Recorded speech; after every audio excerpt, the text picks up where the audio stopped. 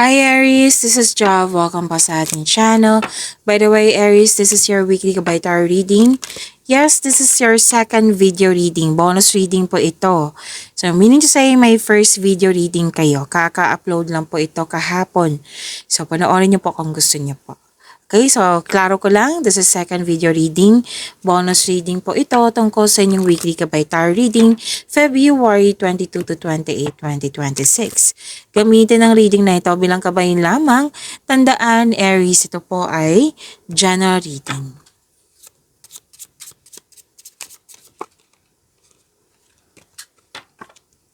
Angel number 777, alignment.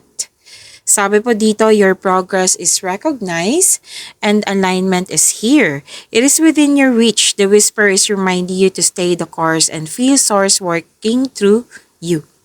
Your gifts are being recognized.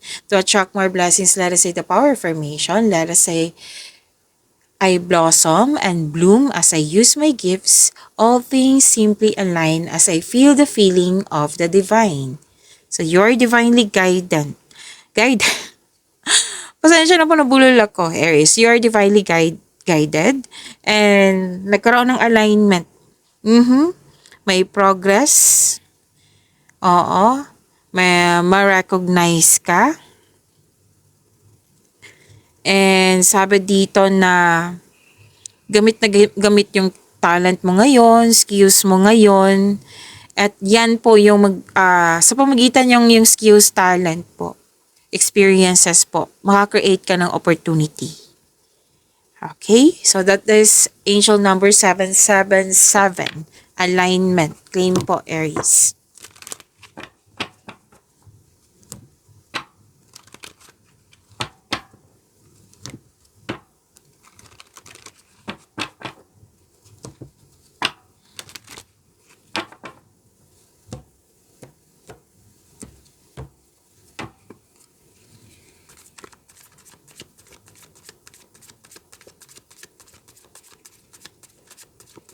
Angel number, oh, by the way, so this is your energy.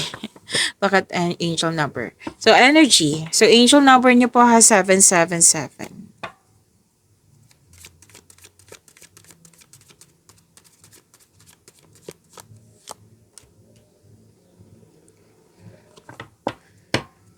Aries, this is your energy cards. Maraming salamat, Aries, sa mga hindi nag-skip ng ads. Subscribe na pa kayo sa ating channel at click bell notification para updated pa kayo sa reading natin.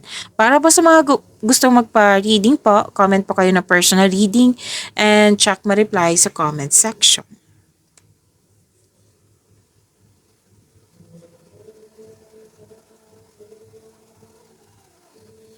Okay, so may ganap na challenges pero buong tapang mo itong harapin. Katapangan at kumpiyansa ang nakikita ko dito sa inyong energy. Pero dahil may ganap na pinagtanggol mo yung kaibigan mo o miyembro lang ng pamilya laban sa iba. Nag-remind ang card nyo dito na huwag masyadong tumutok sa problema kasi magdudulot ito ng pagtigil. So may ganap na conflict kung ito ay tungkol sa isang tao, kailangan po na mag-usap ng mahinahon. Kasi nakikita ko dito nagsasalita din siya. Paano kayo magkakaintindihan yan? So give and take. Sabihan mo siya bago kayo mag-usap. Makikinig ako. Magsasalita ka, makinig ako. Magsasalita ako, makinig ka din. Yan.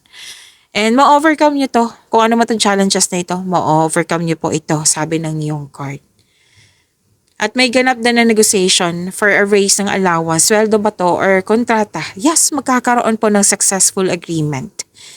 So, challenges may arise, pero temporary lang po ito. Huwag kayong mag-alala. So, claim nyo po itong successful negotiation.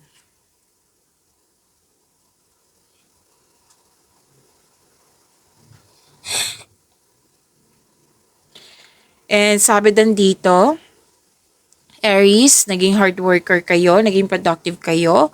So meaning to say, marami kayong ginagawa ngayong week na ito. So prepare yourself. Prepare your energy kasi puro movement ang nakikita ko dito, Aries. Oo, may bagong kasanayan, kaalaman, ginagawa mo yung mga nakikita ko sa dito yung alignment na sinasabi dito ng inyong angel number 77 na ang siyang dahilan na magiging busy ka. Gustong-gusto mo yung mga ginagawa nyo. Tagumpay sa kaperahan, andito po. Kasi, excuse me po, kailangan ko mag-burp. Kasi, taas ang tagumpay sa inyong kaperahan nang dahil sa inyong sipag. So, keep up the great work. Patuloy mo lang yung magsumikap. Mm? Na naging hard worker kayo kasi gusto nyo ma-secure yung future nyo. Ang iba dito, gusto magtayo ng sariling pamilya, kaya naging hard worker.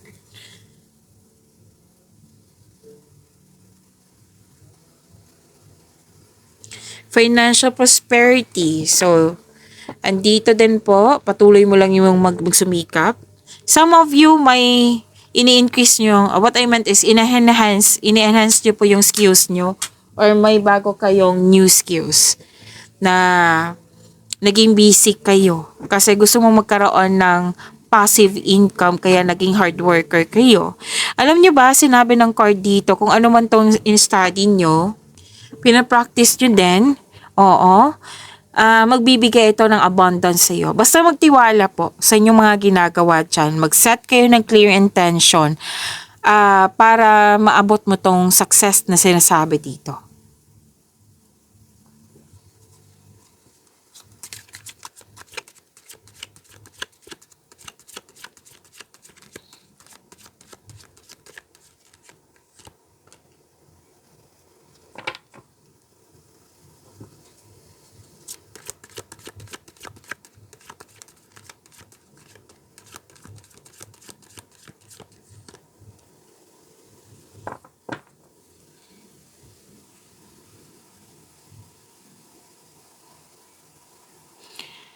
Sa career and money niyo po, Aries, nakikita ko dito na nagkaroon ng, okay, may conflict kasi dito, argument. Nagkaroon ng toxicity. And sabi ng yung card, makinig kayo sa intuition kasi it will guide you away from toxicity. Okay? Pero kung taong malapit to sa iyo, i-address mo yung hurt feelings mo. Pero ito, I think this is about yung sinabi dito na challenges. Kasi may nakita ko dito hindi nagkaroon ng pagkakasundo. Oo, andito din po ito, which is challenge to sa'yo. Pero sinabi naman ng card nyo dito kanina na ma-overcome din to.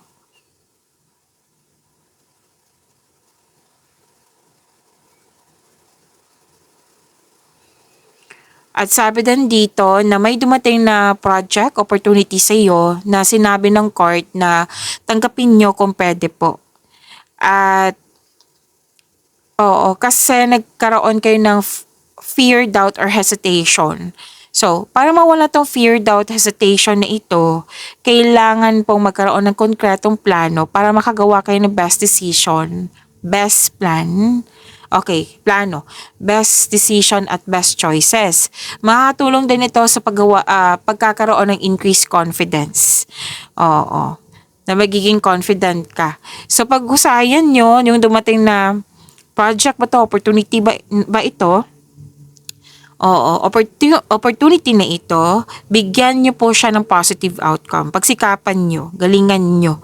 Magkaroon siya ng positive outcome at kung magkakaroon ng positive outcome, magkakaroon siya ng recognition. Kung magkakaroon siya ng recognition, dito na dadagsa yung opportunity sa iyo. Kasi may mga napatunayan ka na. Okay? And some of you naabot na yung, actually this is sinabi ng card dito na dahil sa hinarap mo to or binigyan mo ng action yung opportunity na binigay sa iyo, di ba, dumagsa yung opportunity na magbibigay ito ng increased prosperity sa iyo. Kaya wag mong palampasin itong pagkakataon na ito. Aries, sinabi ng yung card. So may offer ang ilan sa inyo na negosyo.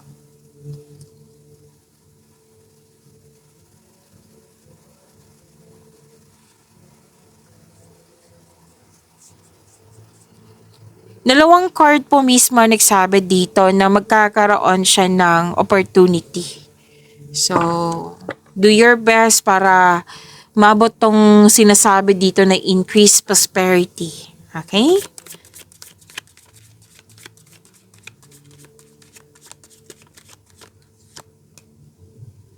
Dito po si Angel of Innocence.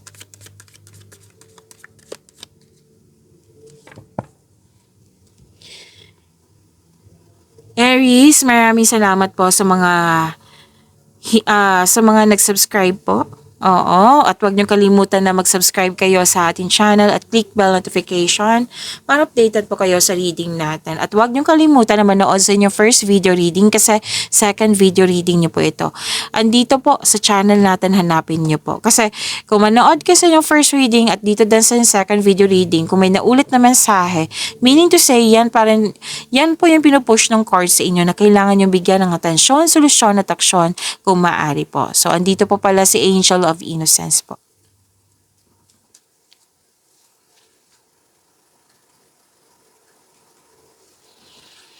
Para sa mga single, you should take a chance on love. Huwag kang matakot ma-in love ulit.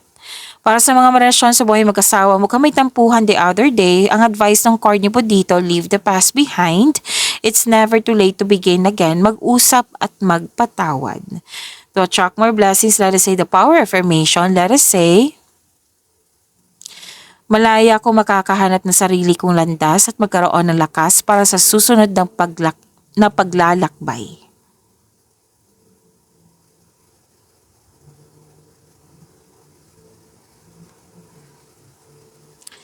Okay, so may ligawan, may bagong pasok sa relasyon, at masaya ang couple. Mahal na mahal nyo isa't isa, very supportive kayo sa isa't isa. Pag-imanin nyo po yung blessings na binigay sa inyo, Aries, see you tomorrow. Maraming salamat po.